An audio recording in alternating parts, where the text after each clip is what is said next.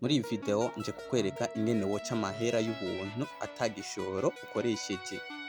Ni amahera y'ubuntu uhita ubikuza ubwo nyene, kandi ni wallet irimwo mining vyoroshe. Reka ndabereke ingene bikorwa.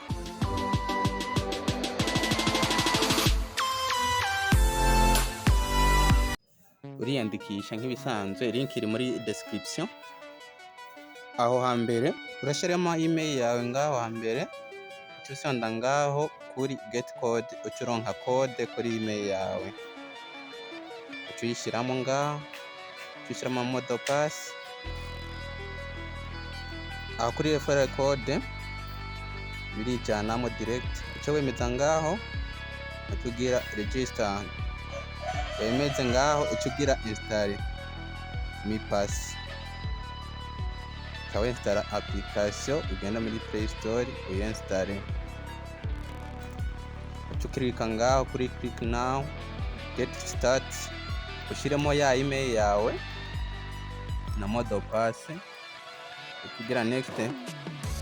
Modo pass uba wayisizemo, ugire login, uca ugira ngaho hambere, uca ushiramo code pin iyo ariyo yose uzoza urinjirirako, uca ugira ngaho kuri backup. Aho baca bakuzanira amamo 12, uca uyandika ahantu kuko niyo uzoza urakoresha. Mu gihe uzoba wayataye nta mafaranga uzoronka, uzoba uhomvye. Uca ugira ngaho, understood. Ayo majambo 12 raba ahantu yandika n'ayibanga, ntihagire n'umuntu yereka. Mu kuyabona naho akora ako kajisho, uca ugira copy, uraba ahantu yandika uyabike, kuko araza kudufasha ahantu hose twinjira. Ayo niyo faze y'ibanga utegerezwa kubika. Mu gihe uba wayataye nta mafaranga ubona, bigusaba gucreya iyindi. Rero ayo nayibanga, uca ugira ngaho, uca usonda ngaho. Murabona ngaho bariko baragusaba ijambo rya 12 n'ijambo rya 4, uca uhitamwo ngaho bivanye naho wayanditse, ukaraba ijambo rya 12 n'irya 4 kugire wemeze ko bivanye nayo bagusabye. Uca ushiramo ngaho izina rya wallet iryo ariryo ryose, uca usonda ngaho bagusaba ushiremo shema canke fingerprint, mugo ushaka ntayishiramwo. Ivyo ni ibintu bisanzwe cyane. Aho turakomeza, dukomeze. Iyo ni finger cyangwa shema uba ushaka gushyira muri application. Ivyo nta mpamvu yo kubiteba, kuca tugira ngaho don't. Dushyiramo ngaho, aho dushyiremo karangamuntu cyangwa passport cyangwa permis. Ushyiremo igihugu cyawe ngaho bivanye naho uri, selektione ngaho igihugu. Ni mu Burundi, ingera start. Aho hambere, aho hari akazingi, ushyiramo isura yawe, uratumbereza isura yawe, ushyiremo isura ubone yuko nyene yagiyemo. Aho naho ako gapupe ukurikiza uko kazoba kameze, urasama cyangwa ukagenda ku ruhande ukanyiganza umutwe, ukaraba hejuru, ukaca wemeza. Iyo ubikoze neza verification niho yemera, ubikoze nabi ntikunda. Aho murabona yuko twahejeje, turagira next. Ugire next. Aho urashiramo izina ryawe ngaho rihuye na passport cyangwa karangamuntu yawe wasizemo, amazina yawe, izina rya mbere mbari ry'ikirundi urashiramo, izina rya kabiri. Aho uravuga yuko aho kuri gender uravuga ko uri umuhungu cyangwa umugore.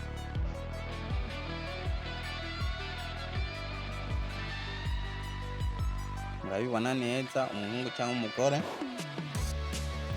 Ndabibereka etape par etape kugire ugende igihe. Aho ushiremo igihugu cyawe ngaho kiri kuri karangamuntu, aho ushiremo ID, donc karangamuntu cyangwa passport. Ukeneye gukoresha passport cyangwa karangamuntu, ubihitiramo ngaho nyene.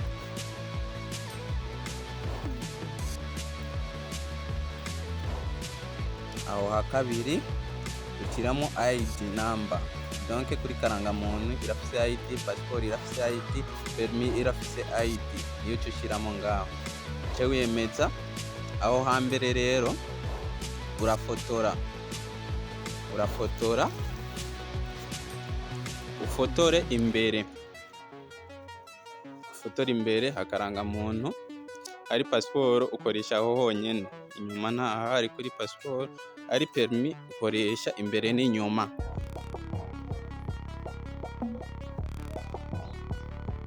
Urafotora imbere n'inyuma, aho hambere n'imbere, aho ha kabiri inyuma. Uhejeje kubifotora wabonye yuko wabifotoye neza, ukibisonda ngaho ku gakoroshe wemeze ko ucugira next, aho ucugira complete, curindira amasaha 28. Hari igihe atanashika igihe wabikoze neza. Iyo ni verification. Iyo rero niyo iguhereza uburenganzira bwo kubona amafaranga. Iyo idakunze ntayibona uri kurakorera mu ruhombo. Ayo n'amafaranga y'ubuntu guys, ayo n'amafaranga y'ubuntu atagishoro isaba. Aha turarindira amasaha 28.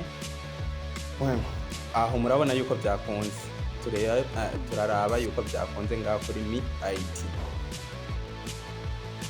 ID niho vyonda ngaho munsi.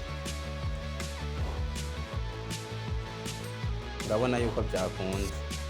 Iyo bikunze rero biba bigaragara ko yitwa KYC, verification y'isura. Biba byakunze ngaho uba wabisizemo neza, bijya by'isura na karangamuntu yawe neza, uba wabisizemo neza, nicyo gituma ngaho bigaragara uko. Iyo bikunze rero uba wemerewe kurotira, kuyarotira ata muntu n'umwe agukomye. Reka ndabereke etape par etape kugira ntihagire umuntu avuga ngo ntibagiye. Ingene rero bayaca, ufyonda ngaho kuri link, ucugira ngaho kuri join, ugira confirm,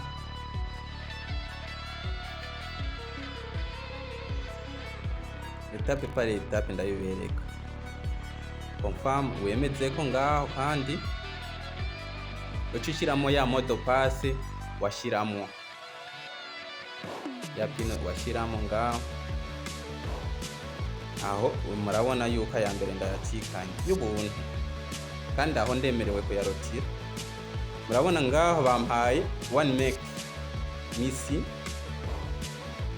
bayabonye. Iyo sinemerewe kuyirotira, iri muri staking n'inzanira inyungu. Ahandi hantu ho kuronka amacoin naho buri munsi uremeza ko ngaho. Ndabereke etape par etape, ukemeza ko kandi ngaho kuri check, aho usubiramo ayo majambo baba baguhaye nyene aho hagati, ukayasubiramo ukayandika uko nyene ari, hama ukemeza ubu uciye ayo ku munsi. Ibyo bikora misi yose, buri munsi mu gatondo. Reka nubwo hataba ari mu gatondo, mugo umunsi waheze, aho ni sawa. Murabona usubiramo ya majambo nyene, iyo ni complete, usubiramo ayo majambo nyene, kaca wemeza uyasubiramo ko nyene. Amba ari rukuru wandika urudome rukuru, amba ari urudome rutonya ukandika rutonya. Turakomeza wemeze ngaho, ugire confirm, ushyiremo ya code yawe niba icyo bagusaba. Murabona yuko aya kabiri ndatsindiye y'ubuntu. Murabona yuko ari ibintu biri facile. Kugira uyabone rero uca ngaho, murabona yuko ubu twiseko 0,01 niyo mfiseko, urayabona. Ubundi buryo bwo kwinjizamo amafaranga naho,